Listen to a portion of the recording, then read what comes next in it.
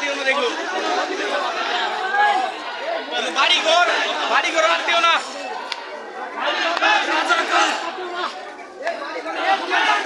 আওয়ামী লীগের কার দল কই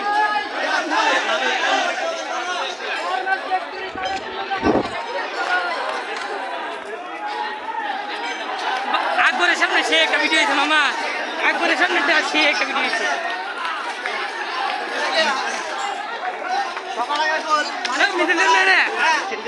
না